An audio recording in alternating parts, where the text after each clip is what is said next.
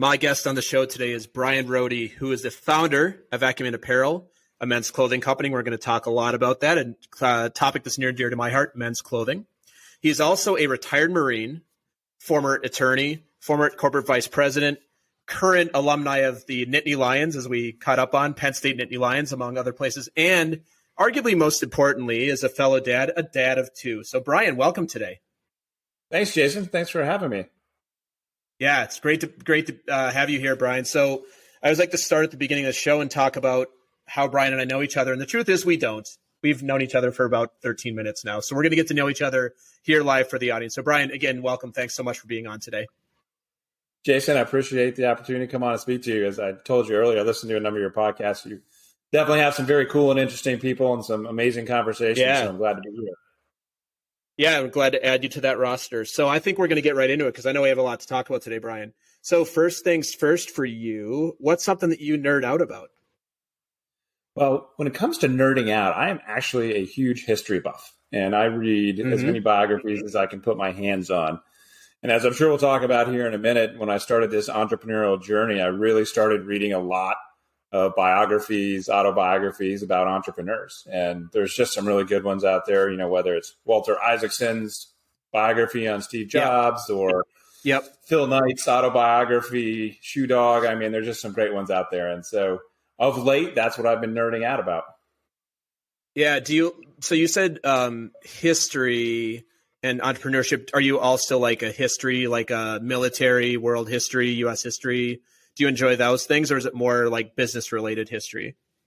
It's been more business related as of late, but you know, as I grew up, I was always fascinated with World War II military history, and me too. I grew up in awesome. Yeah, I grew up in a military family. My Band of Brothers.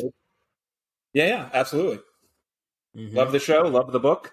Actually, I let my boys watch the miniseries here recently, and I know it's a little bit violent at times, but it's such an amazing story, and it's such an amazing tale of what those guys did that I wanted them to see it, and they really enjoyed it. Yeah, that's cool. Who's your entrepreneurial hero? Who do you most identify with in terms of who you've read about?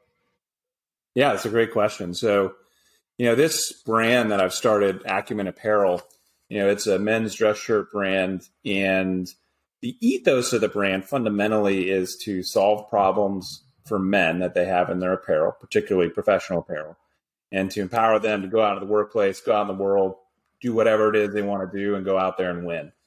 And, you know, when I took a look at how do you build a brand like that does those two things, solves problems and empowers people, you know, the entrepreneur that I was the most closely attracted to or saw as the best example was Sarah Blakely from Spanx. And sure, you know, when she started with her, you know, shapewear, that's essentially what she was trying to do, is solve a problem for women, solve a problem that she had when she was trying to go out one night. And then ultimately really built this incredible brand that goes out there and empowers women. And it's really top of mind in everything that they do. And we want to do something that's similar to that, because I just don't think there's enough brands out there that really say, you know what, this is for guys, and we want guys to feel that they look put together. And when they go to a big sales presentation or a board presentation or whatever it is, that somebody's got their back, somebody's solving their problems. We have a catchphrase that we like to use, and it's, you know, we want to solve your problems so you can solve the world's. And that's what we're trying to do. So her story is amazing, and I've followed her for years, and the extent that we can emulate the amazing things that she's done, that's what we would like to do, what I would like to do. Yeah. No, I love that, Bryan. I'm realizing that I think that is something that gets missed sometimes, is men don't feel, speaking for myself, we don't always feel comfortable in our clothes either, but it's not something that's talked about that much because it's just so much more present for women. So I know we're going to get a lot more into this, and I'm very excited to talk about kind of like your Acumen's unique way of addressing this problem, which I think is super cool. And I was just telling you it's something that I could definitely use. So Bryan, what's something that would be something that you're comfortable doing, something that's inside your comfort zone that you know is going to be outside of other people's comfort zones? Yeah, for me, I know a lot of people are very fit this day, but that's probably what, is my number one hobby, is just working out. So I run some pretty good distances. I swim, lift, work out at, some pretty intense classes, and try to fit in a triathlon here and there, and road races as well. Although I'm in the old guy category now, so unfortunately they do it by age, so you don't feel quite as slow as you've probably gotten. Yeah, that's is this something that you've always had a passion for, like growing up, and like obviously in the Marines you have to be in, like that's part of being a Marine, is being in good shape. Like, is this something that you've always maintained? It's always been important to like who you are? I always did sports. I always did something athletic, but particularly the running. I didn't really run much until I got to college and did ROTC at Penn State. And it was kind of a rude awakening at first because there were some amazingly fast runners. And not only was I learning to run, but they throw a bunch of gear on your back too and make you run with that as well, which is a whole different type of thing. So I really kind of got into it in college. And then once I was in the Marine Corps, really sort of kept it up. It's part of the job, which is a great thing. And then, I just kept it up. And, I'd been asked one time, what is sort of your daily routine? And really I start with some kind of workout. It gets me awake. It gets me focused, just helps the mind sort of clear. And it's something that I've always stuck with. Yeah, that's awesome. I think we'll talk a little about your kids. Are they into working out and fitness yet? They are. So actually they would gripe about it, but I have little workout cards for them. So on Saturday and Sunday, when they're not home or when they're not playing a baseball game or a wrestling match or some kind of sport, then they have to do their little workout card. And because I want them to start young and just get into that routine. Yeah. But they're very active in sports. They always are doing some kind of sport. Yeah, that's awesome. So, Bryan, the reverse of the question here, what's coming. What's something that you're uncomfortable doing that other people, it's quite comfortable for them? Yeah, it's sales, man. I'll tell you, in this new endeavor, I mentioned Sarah Blakely, and one of the things that was just so impressive about her was she is just a dynamo of a saleswoman. And that's new to me. I was a lawyer, but I was a prosecutor. I was in public service for a huge part of my career.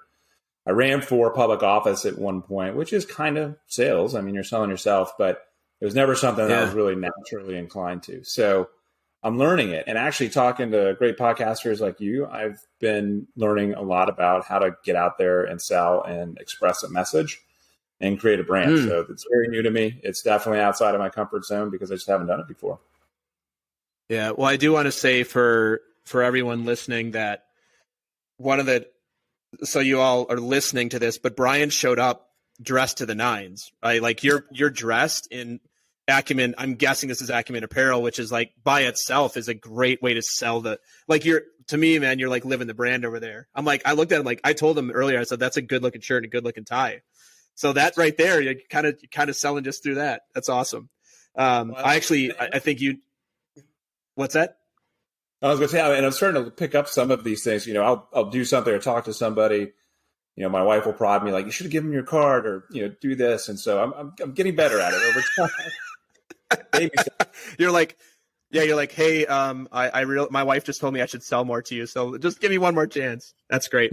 I do find it interesting that because I actually was in sales for a long time, and I work for myself. So you're always selling when you're working for yourself in some way, shape, or form. But it's interesting because when I think of even a prosecutor or a politics, you're always selling in like the legal. Yes, I know prosecution. There's a lot of things behind the scenes that are probably not selling, but at the end of the day, you're building a story and you're building a case why somebody would want to do something. But it's also like convincing, but also convincing from a place of them feeling empowered, which is what you're doing with a jury, is like the decision should be empowered, not that I was convinced or bamboozled. So that might be a different question for us over a drink sometime, because I'm super curious about like being an attorney and being a politician, how much that actually does relate to sales. Yeah. You're all right, Bryan. So yeah. Yeah. It's when you're a lawyer. I'm sorry, when you're a lawyer or you're a politician or running for office or government official, you are advocating. So there's certainly some similarities there, but for a consumer good, a product like this is definitely new to me. Yeah. All right. So as we move along here, I want to talk a little bit about public speaking. And if I was able to give you 5 minutes and you got to deliver a message to the entire world, what is it that you would speak to us about? And what would be the thing that you'd want us to do with that at the end of the 5 minutes? What would you want us to go out and do? I think, and I heard this from one of your other podcast guests, and I don't want to steal her thunder or steal her message, but I thought it resonated because, I used to be involved in the political realm, and I've left that realm simply because of how truly nasty it became and how difficult it was to really get meaningful things done. If I wanted to impact the world the most, and I could get people to listen to me for 5 minutes, I would talk to them about just toning it down. I've always felt that in order to be a good leader, you got to be a great follower too. And I told you, I read a lot of history books. I read a lot of biographies. I've read many biographies on our founding fathers and, particularly some of them absolutely incredible personalities and intellects that we had at the foundation of this country. And, sometimes we just got to settle down, talk less. We, at one point, I think our country were a little more willing to find the best and the brightest among us, put them in a position to lead, and we were actually willing to listen to them. And I think now we just, unfortunately, often just want a proxy for what we've already decided is the right answer to every issue. And it's not working. So there's a lot of other factors that come into play, whether it's partisan media, social media, just the natural progression of a modern society. But I would talk about that. I mean, we're all humans first. We're all, at least, for you and I and Americans, and we have a lot in common. And, most of the time we kind of generally want the same things. We may disagree on how to get there, but I think we need to have that conversation. And then, in terms of, what I've decided to do entrepreneurially, we touched on a little bit earlier, I want to build a brand about guys, a brand for guys. I want to empower men, particularly in the professional world, to go out there and accomplish what they want to accomplish. And I want to have that conversation too. I think when I started with this, I don't know if I realized that would become such an important component to it, but it really has. And it's, one of the things that has sustained me through all the challenges that you have when you do something entrepreneurial. The idea that if this thing grew and really turned into something like Spanx, that it could have a real positive impact in the lives of a lot of guys and their outlook on the world. That's super cool. That would be a great thing. Yeah. I love that. Going back for just the thing about that you said about politics, not getting into the actual stance of politics, the thing that's frustrating to me about that is the thing that you just outlined as your stance is the thing that doesn't actually work. If you go out with that, you don't ever win elections because people don't it's funny you say that, Bryan, because I think most people agree with you. And then it doesn't work when you actually try and go out and get elected on that platform. It never works, even though most people, I think the majority of Americans actually agree with everything you just said. Yeah, it's right. It just doesn't work. I knocked on probably 2,000 doors during the campaign that I ran, and it was interesting. I learned a lot. I've been in and around politics for a little while, so I'd worked on plenty of campaigns. I'd helped other folks get elected. I had plenty of friends, who were elected to office. But one thing I learned when you actually interface with that many people is that, it really became less about the issues. It was almost a motive. People just had a sense of what they were looking for. And unfortunately, in a lot of cases, it was about who's going to take on the other side the most vigorously. It really wasn't about what policies you're going to pursue, but who's going to take the fight to, unfortunately, a lot of people view people on the other side of the political aisle as their enemies. Who's going to take the fight to the enemies? And that's just unfortunate. But you're right. It's tough. That's what sometimes the electorate's looking for. Yeah. Well, thanks, Bryan. We're going to take a very brief commercial break. We'll be right back after this. All right, Bryan, we are back. I'm going to use my power as the host here. Yes. And I want to learn more about Acumen because I am your target market. So you've got a future buyer here. Although I will say, during COVID, it's not as important for me to, wear a certain shirt and tie. But I was telling Bryan before we started the episode, I used to work in sales. I used to work in, like, I sell enterprise software and such. So I would always wear my uniform. When I started my career, I wore a tie, and then it became a little, like, the industry I was in is a little more tech. But I generally would wear a suit, shirt, no tie was my general uniform. No tie just because of what we were selling. But there's been many times where I've worn ties in my career. So Bryan, like, the general question is, what do you want us to know about you? And, like, I'm going to use my massive power here to find out. I want to hear more about Acumen and kind of like the genesis of it. And what is it that you do that's different than a lot of the other brands out there that's solving problems for men? And I think I know the answer to this, and it is a problem that I've had my whole life of wearing these sort of clothes. So I'm super excited to hear more and talk to you about it. Well, thanks, Jason. I appreciate you giving me the opportunity to talk about it. So, you probably remember 5-6 years ago, you were wearing pleated pants. You go to buy a dress shirt. It was baggy. It essentially looked like a tent. Never. I'm a New Yorker. No pleated pants. Flat front only. It took us longer to catch up. But, probably the last few years, I mean, things just really kind of slimmed down, which I liked. I like the totally. pants. I like the more form-fitting shirts. But I'll tell you one thing I was finding was, and I wore a similar uniform to work every day. I didn't wear ties very often, but would wear business casual or a suit coat. And I was finding, because the shirt was a little more form-fitting to my core, every time I was getting up out of my desk, I had to tuck my shirt back in. Yeah, so annoying. It is. It's annoying. And so when I've been in the military, in the Marine Corps, and for those of you who can picture sort of that Marine and dress uniform, you always look sharp with your shirt super tucked in. How do they achieve it's crisp. That? It is. And it's required. And it's just one of those things that Marines are known for. And one of the ways they help achieve that are these things called shirt stays. And they're just elastic bands that attach from your shirt to your sock. And so what I decided to do to solve that problem of guys in the corporate world in particular, but also guys that wear a dress shirt out for a night out on the town, was to create a system. And we call it the set. And it's a patent pending set. And it's an amazing shirt, which has, stretch, breathability, very comfortable, but also amazingly designed and good looking, with specially designed shirt stays attached to some unique socks, which are the softest ones in the world. And this is called the Acumen patent pending set. And that was what we started with. That's what we are starting with. And that's the first problem that we want to solve for guys in the office, is to make sure that they can keep their shirt tucked in. And we're going to build off of that. Our next release is going to be an undershirt. I don't know if you ever had this problem, but I certainly did. I'd have these great shirts, and I'd have a Fruit of a Loom t-shirt underneath it, which would bunch up underneath the shirt, and I'd wash it, and it would be a third of the size that it was when I bought it. And it would just hang out around my waist. And so we designed these, the worst. We designed these amazing undershirts that are form-fitting, super soft, made of an amazing modal material, and cut longer so they don't hang out around your waist. And that's number 2. And we got plans to keep on building that out into pants, suit coats.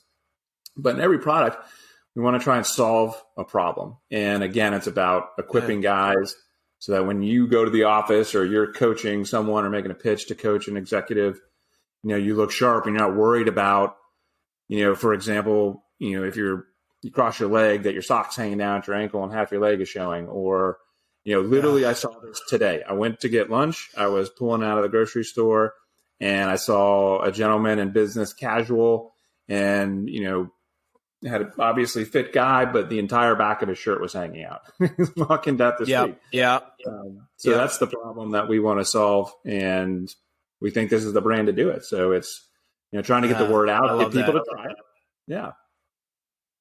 Yeah. I'm definitely, I will definitely be a happy customer. I'm thinking about my corporate life, and I worked in some startups where I was pure casual, but like I said, I wore kind of the business professional with a tie or without a tie. And the thing that I just want to say to all the women out there listening, these problems are real. Like, it's really annoying. Like, I know women, and I say this to my wife, who has a professional job. As men, we have to wear these things all the time. Like in New York in the summer, and where you are in Florida, it's freaking hot, and women can wear open-toed shoes and sleeveless dresses, and they kind of flow. And, Bryan and I were in here meeting with people and still wearing shirt and tie. And and the other thing is, like, men's bodies are all different, just like women's bodies. So depending on your style of pants, I'll tell you my challenge, and maybe this is something for a future product for you. My challenge was I was always like form fitting and pretty stylish, but I'm also like 200 pounds and fairly athletic. So what would happen for me is like my pants looked great when I was standing, and then they would ride way up when I was sitting down because I was not the baggy pants person. So that was one. And two, the thing about the bunching of the shirt, if I got it too tight, it would look ridiculous. And if I got it too loose, it would stay tucked, and the in between, it would never stay tucked because it was kind of like fit me pretty well. So I think, like when I hear this, that you're definitely solving a real problem for men out there. Yeah, which is, so. I see your brand is kind of the, it's the tucked in version of Untucked, because that's Untucked's thing too, is right. I saw the commercial last night. It's like Untucked, more casual. This is kind of the more business professional version of that. That's exactly right. And even the Untuck It, we took the hemline of these shirts and flattened them a little bit, so you can wear them untucked too. You don't have to wear them with the straps. Nice. You can wear it with, you can wear it without. And you look at successful men's apparel companies in the past few years, and most of them found one little thing and innovated with it, whether it's Bonobos or Untuck It or some others, and they've had success. So this is what we're starting with. These shirts are terrific. We are trying to hit all of men's needs. So we have 4 categories. We have our executive category, which is more your traditional office shirt. We have a disruptor category, which is more fashion forward. It's something you might wear out on the town with some clients. Then we have our entrepreneur category, which are super stretchy, great for a casual jeans Friday. And then we have our Renaissance man category, which is tuxedo shirts and your evening wear, so to speak. And so we want to sort of hit all of guys' needs, solve those problems, and give them the tools that they need. It's we were talking about like your sock hanging down. I watched that interview with Prince Harry and Oprah and Meghan, and he's got his leg crossed and his sock was hanging out around his ankle, and a big part of his leg was showing. It's like, gosh, but even with our socks, we could have solved that problem for him. But it's things like that where we don't want you to have to think about it. We want you to know the problem is solved and fixed. That's right. And you're not annoyed and distracted. You're up in front of a group of people making a presentation, you're constantly retucking your shirt in, or you're worried that you look like that guy where you turn around and the whole back of your shirt's hanging out. You're giving me some not so good memories. I don't know about the shirt hanging out, but I do remember times when you're like, hey, I look good in the front, but I know that like I'm standing up and presenting, and in the back it actually is about to come out because you're moving around a lot. That's a real thing. So Bryan, before we move on, I wanted to spend a couple minutes with you about like the why. So like, get it, solving problems. You're passionate about this. You have the Marine. Not necessarily the why. I think we covered the why. What was when was the moment where you're like, oh, I want to start a men's clothing company? Do you remember when it was? Yeah. I mean, I had actually created sort of a crude prototype of the Acumen set and was wearing it for a while. And I had a friend, he's an IP attorney. He saw it and he was like, you should get that patented. And so I actually looked around about getting it patented, but I was in the corporate world. I was busy at the time. I really didn't have a lot of time to put into it. So I kind of put it down. And then I left the corporate world and, I was deciding whether to do something entrepreneurial, and I was leaning that direction because I had just gotten more interested in it and had a couple of different ideas, but this was the one that seemed the most direct or achievable. I'm not sure if, any entrepreneur, if I knew what I knew now, I'm not sure I'd go back and do it again, but actually it's been a great experience. But, it just seemed like something that was unique, and I knew succeed or fail, there was certainly nothing else on the market like it.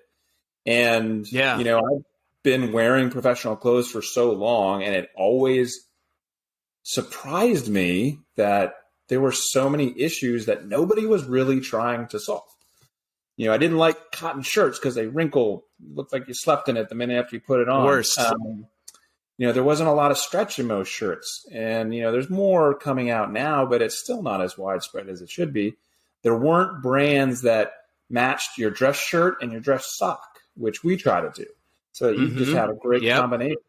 There weren't brands that really led with, this is about men for men to help men go out there and win. And, once I got into it, I knew that it was the right decision, and I still believe that. And it's actually getting more and more fun, particularly now that we're out in the market and we're selling. And, I get the chance to talk about it because, Jason, I talk to guys like you, they immediately get it. Interestingly, you mentioned the ladies out there. My buddies, their wives see this and they get it faster than most of the guys do. Like, oh yeah, you need that. Yeah. They're like, I've been telling you, your shirt's too baggy. Get something that looks good on your body. Even if you don't have the perfectly athletic body, this is I will leave with this. So I could rant on this for 20 minutes. And I'll bet you could too, Brian. One of my biggest pet peeves is that guys who think because they have a little bit of a belly or they're overweight that it looks better to wear big clothes. It doesn't ever look better. Ever. Like you don't want to have you don't want the skin tight. Yeah. But like wear things that look good on your body and you're going to look way better than these baggy, like baggy pants, baggy clothes. Oh man, I couldn't possibly say it better. I have some of my friends who look at it like, well, I'm not really sure that's for a dad bod. I'm like, yes, it is. You will look better. Yes. Like, don't try to wear a big baggy shirt. It just accentuates, any negatives that you think, your body shape perpetuates. I totally agree. I'm glad you said that. I need to mention that more. But you're so right. Yeah. Yeah. Well, and for most of us dads out there, like myself, who are in their 40s, like we don't have, Brian happens to be in incredibly good shape. I can see that, but like, I'm in good shape, but it's not perfect over here.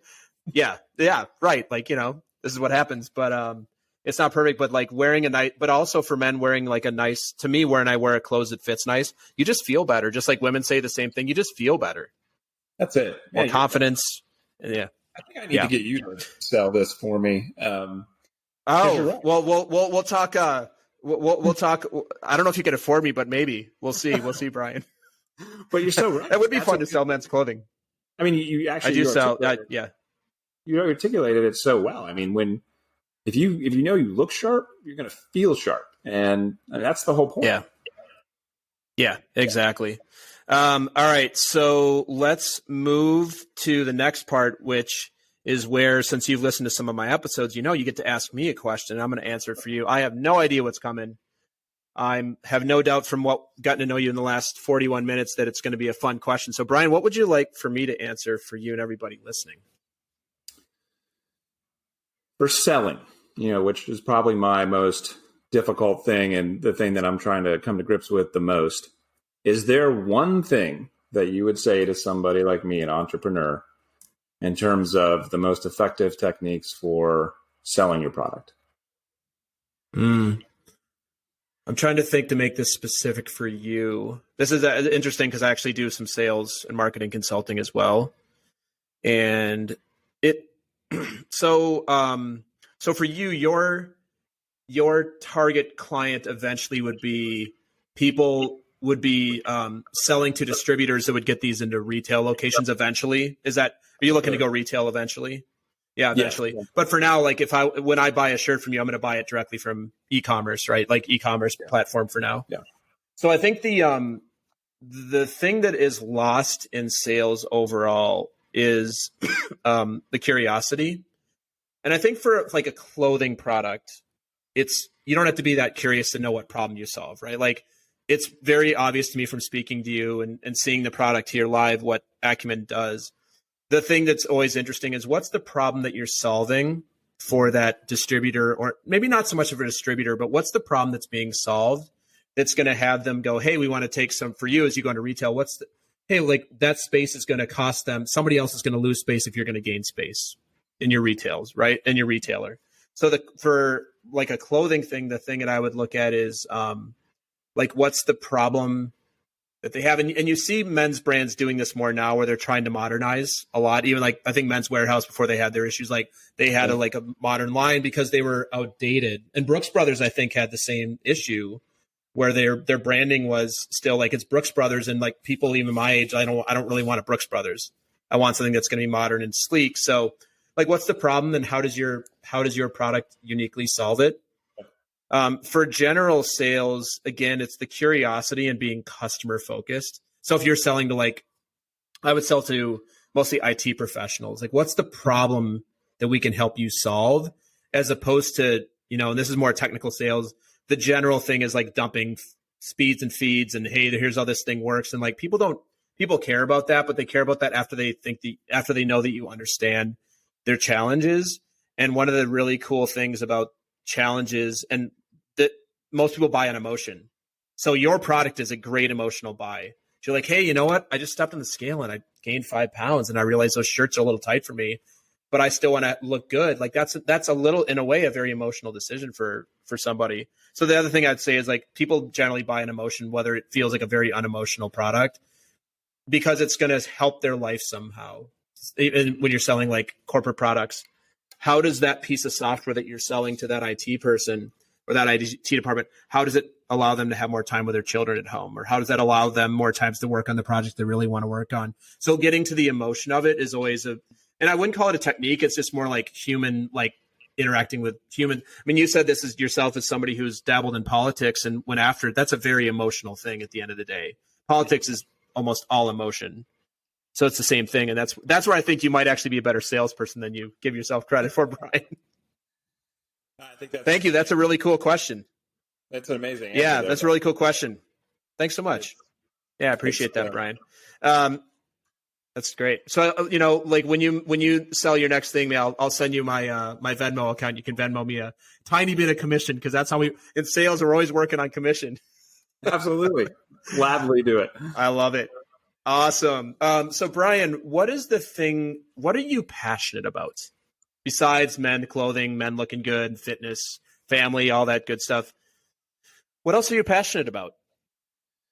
Gosh, I used to be so passionate about, politics, government, sort of the state of this nation. But I think I've transferred that more into just being passionate about my community. I've always tried to stay very involved, whether it's Rotary Club or, local nonprofit boards. I was on the zoo board here in Jacksonville for a while.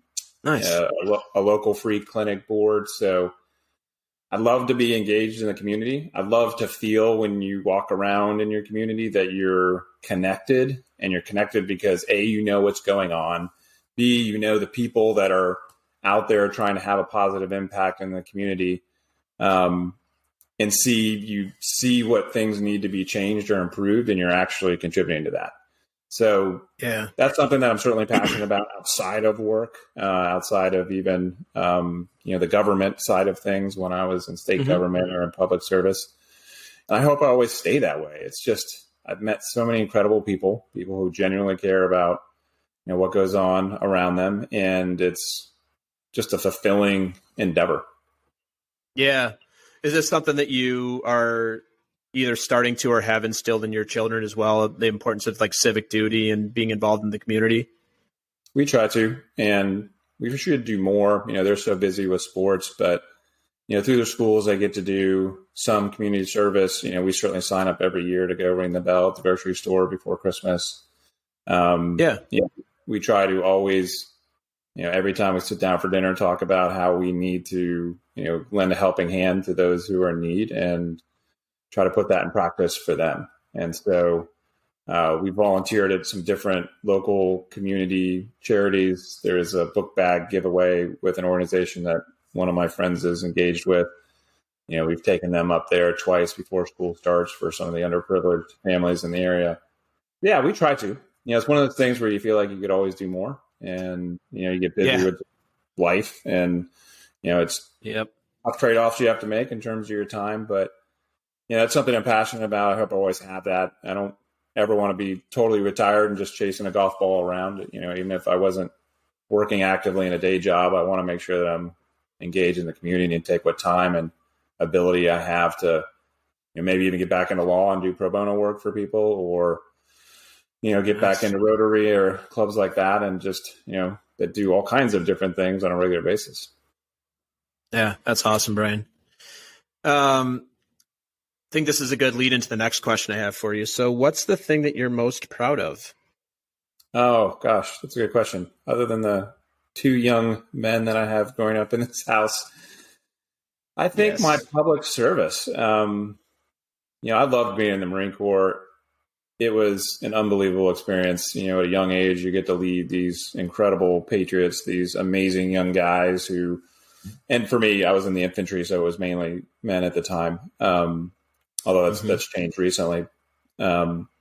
Just leading them, my early 20s, having all these responsibilities and getting to travel the world and do all those great things. And, I'm very proud of that service. I loved it. It was terrific. I feel like I, fulfilled the obligation that I feel everybody has for this country. I feel like you have to and should give something back. I don't push my own kids and say that you should join the military or try to encourage them to. I just let them ask questions if they're interested. And, but I do want to encourage them to do something in the public service realm. I don't care if it's the Marine Corps or Teach for America.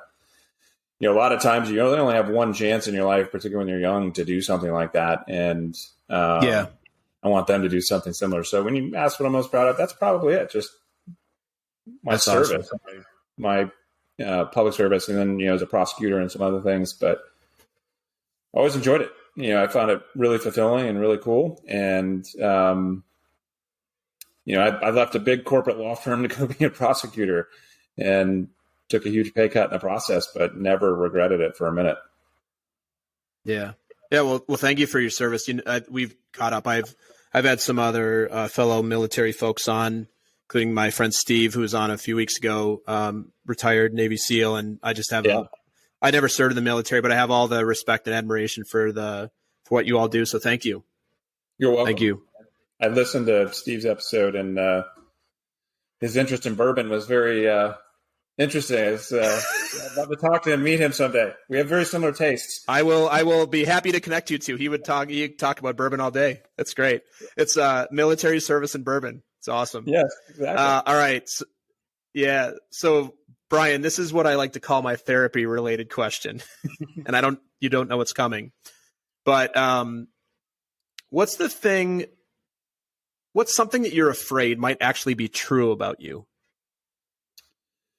Gosh, I mean, as an entrepreneur, particularly somebody trying a new idea, somebody said, this is just a crazy idea. Apparel is a crowded space. How do you even break out anymore? And I just didn't see it, so it's sort of that fear of failure, I guess, that, maybe I don't have good business judgment. So I fear that might be true. I hope not. We're working hard to make sure that doesn't come to fruition, but that's probably my biggest fear. I don't want to be the guy that everybody's like, nice try, pal, but didn't work out. Yeah. Well, what's the, if that's the thing you're most afraid of, how do you compensate for that fear? What do you do to overcome it or compensate for it? Yeah. That's my therapy question. I love it. Yeah. It's interesting, Jason. I actually asked myself this a lot, probably not in that exact same context, but my antidote to fearing failure is persistence. Just trying to get up every day and just keep at it and keep at it and keep at it. And listening to my wife and telling myself that this is going to take some time. It's not going to happen overnight. That's how I sort of give myself therapy. But, if in a word, it's persistence. If you can just keep getting up every morning and stand after it, then the chances that you'll succeed will increase. I heard on a podcast from some entrepreneur at one point, said most businesses don't fail. Most businesses end because the entrepreneur or the business owner quit. And I remember your SEAL friend talking about on his podcast, talking about SEAL training, where it's just, if you see that light at the end of the tunnel and just keep going, play that long game, your chances of success are better. Yeah. Yeah. That's, I coach a lot of entrepreneurs, Bryan, and I can tell you that the fear that you have is the same they all have. And they're all in different, and I'm an entrepreneur too. This is a very normal thing that we all have our fears. And, no matter where people are at, right? If they've got a business that you and I would look at and go, wow, that's really successful. Most of them have fears too, that, hey, like, when am I, is the fear that, oh, the board's going to remove me as it gets too big? Or is the fear that I'm going to lose the, like, kind of like the vision that you have for the company? Like, we want to make every product the thing. And, oh, am I going to fear that I'm going to come out to a point where I have a catalog of 50 products and I can no longer say that? So most people who own a business or have an entrepreneurial endeavor, in my experience, generally have that fear in some way. So I would just call you quite normal. Yeah. Probably doesn't make you feel good all the time, but at least he could call you normal, right? So, all right. So, Bryan, as we start to wrap up here, kind of the life philosophy question. So, Bryan, how do you see the world? Particularly as I've gone through this entrepreneurial endeavor, which has been one of the most challenging things I've ever done, it is something that I've probably always known and always had in the back of my mind, but probably has become more clear.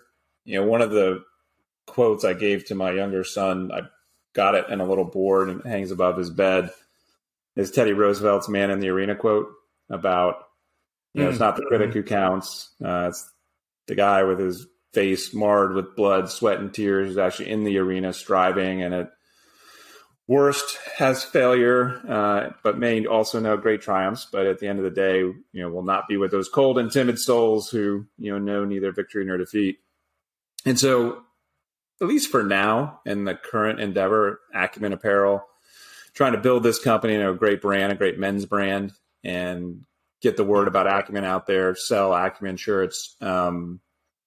It's about being the man in the arena. And so, I told you my fear, and, even if ultimately we weren't successful or things change in a way where, like some entrepreneurs, they don't stay with their companies or it goes a direction that they're no longer the right person for, whatever the result, I try to tell myself that, even if I fail, the fact that I got out there and tried something and did something out of the box, like you did when you left, your long-standing corporate job to try something different, that, at least I tried. I'm never going to be lying on my deathbed wishing, gosh, I wish I'd given that a shot. I wish I'd always taken the safe route, because I've certainly done that at times in my life. But me too. Yeah, at least in some circumstances, I did try it. I did strive. Did try to be the man in the arena, and there's a lot of truth to that quote. So I think that's my life philosophy right now, and hopefully will keep me in good stead. Yeah, that's awesome. So, Bryan, I want to wrap here today and talk about how everybody can find Acumen. Go get some. If you're a man, go get some shirts. If you're a woman and you have a man in your life, go get some shirts. If you are, whatever pronoun you go buy some shirts because they're great. They look great. Like, seriously, that's a really good looking shirt. So how can people connect? Check out the products and everything you're about to tell us as well. I'm going to put in the show notes so the links will be there so people don't have to write it down. But so how can people connect and find out more? Awesome. Thanks, man. So the best way to connect with us is our website. So it's shopacumen, ACUMEN.com. And then you can find us on social media at Acumen Apparel. We're on Instagram, Facebook, LinkedIn. Like us, follow us, reach out to me. The website inquiries go right to me. I will engage with you one-on-one. And we've got great clothes, great shirts. The patent pending set, which I mentioned, it comes in an amazing box. It is really a terrific presentation. That's cool. So, I love ladies, it makes a great gift for your guy this Christmas, this holiday. And one of the things that we're going to try and embrace as we go into this new year, and, hopefully some of the COVID restrictions are lifted and people are going back to the office, is, hey, it's a new start. It's a new year in a way that it has not been for a long time. So, make a change, try something different, try and look sharp and, or even more sharp than you did before, and hopefully embrace our philosophy and help us build this brand for guys that is about guys. I love it, Bryan. You got a new customer over here. I'm going to check out the website and grab something so I could at least look good on Zoom. I'm like almost all virtual, but I think I'm going to start to have some engagements in person, and it's going to be important for me to not wear my track pants and my decent shirt up top. So, Bryan, I want to thank you for being on today. It's really awesome to get to know you. Thank you for your service. Thanks for sharing about your career. Thanks for sharing about Acumen. Very cool stuff. Tradition on the show that I have is for a guest to leave us with some words of wisdom. These can be yours, or they can be another one from Teddy. I love the Teddy one, and make them short and sweet. So, Bryan, what do you have for us in terms of some words of wisdom to leave us with today? Never be afraid to step out of your comfort zone and try something new. Even if you fail, you never really fail because you have that comfort that you did something different. Yeah. Thanks so much, Bryan. I wish you and the Acumen team the very best. I can't wait to see. I'm imagining in my mind walking into a store and saying, "Hey, I know the CEO of that company." I was just to wrap with this, as we were talking about Untuck It. I saw a commercial last night during the football game. I think it was like they have 80 stores now, and I remember when I think the first one opened in New York City, if I'm not mistaken. I'm like, they're everywhere now. So like, Acumen, I see the same thing for you. I hope so. Yeah, we can put our stores right next to each other. They'll be or maybe co-CEOs of a company that sells casual and business attire. I love it. Yep. Yeah, that's awesome, Bryan. Best wishes, best holiday wishes to you and the family, and keep doing what you're doing. So good to have you on today. Thanks, Jason. Bryan. Really enjoyed it. Appreciate it, bud. Thanks. All right, man. Thanks for listening to another episode of Talking to Cool People with Jason Frizzell. If you enjoyed today's episode, please tell your friends. Follow us on Instagram and Facebook, and give us a shout out, or take a moment to leave a review on iTunes.